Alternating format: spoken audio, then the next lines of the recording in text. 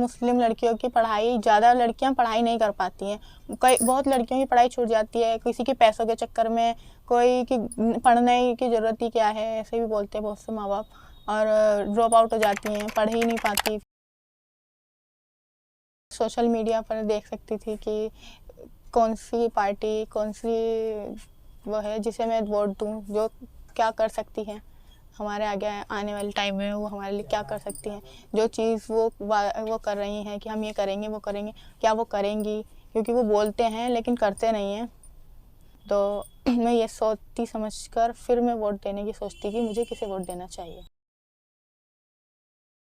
हमारे देश में सबसे बड़े मुद्दे तो कई सारे हैं जिस पे हमारे देश को, सरकार को हमारे ध्यान देना चाहिए। और जैसे कि सबसे बड़ा मुद्दा ये भी है शिक्षा। बहुत सी लड़कियों की पढ़ाई बीच में ही छूट जाती है क्योंकि उनके पास पैसे नहीं होते, रोज़गार की वजह से काम वाम नहीं होता, इसलिए उनकी पढ़ाई भी छूट जाती है और वो आगे नहीं पढ़ पाती। इसलिए हमारी सरकार को ये करना चाहिए कि हम नहीं पढ़ पा रहे तो हमारे लिए जैसे शिक्षा पैसों के लिए, पैसों की वजह से ना छूटे, हम कर पाएँ।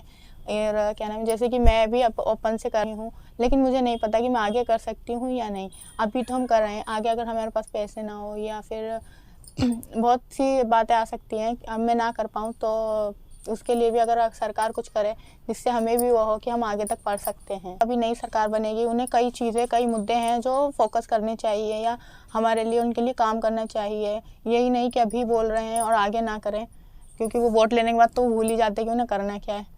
और क्या बहुत, और मुस्लिमों में होता है कि उनकी वो ज़्यादा नहीं पढ़ पाती, तो उन्हें इस चीज़ पे होना चाहिए, करना चाहिए कि हम पढ़ सके आगे। और जैसे मेरी भी पढ़ाई बीच में रुक गई थी क्योंकि पढ़ाई, ज़्यादा लड़कियां पढ़ाई नहीं कर पाती हैं। कई बहुत लड़कियों की पढ़ाई छूट जाती है, किसी के पैसों के चक्कर में, कोई की पढ़ने की ज़रूरत ही क्या है, ऐसे भी बोलते हैं बहुत से माँ बाप, और ड्रॉप आउट हो जाती हैं, पढ़ ही नहीं पाती। फिर बाद में वो, अब जैसे मेरी भी पढ़ाई छूट गई थी बीच में ही, लेकिन मैं बहुत पढ़ना चाहती थी और मैं अब भी पढ़ना चाहती हूँ। और अब मैं ओपन से कर रही हूँ, मैं अब भी करना चाहती हूँ, बहुत आगे तक पढ़ना चाहती हूँ, लेकिन हमारे पास इतने पैसे नहीं हैं और हम इतने वो भी नहीं है कि हम आगे तक कर सकें। मुझे नहीं मालूम कि मैं 10वीं के बाद आगे भी पढ़ाई कर सकूँगी या नहीं। तो हमारी सरकार को, आने वाली सरकार को ये होना चाहिए कि वो हमारी पढ़ाई के लिए इतना वो कर सकें।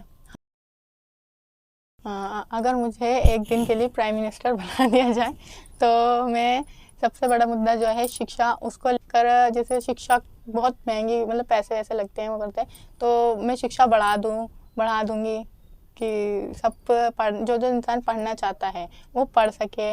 और दूसरा, मैं जैसे रोज़गार, एक इंसान होता है जो पूरे दिन जितना काम करता है उसे उसके बराबर पैसे मिलते ही नहीं है, तो मैं करूँगी कि जैसे कोई रोज़गार कम्युनिटी बन जाए, उसके हिसाब से जितना वो काम करे उसे पैसे तो मिल सके जितना वो काम कर रहा है।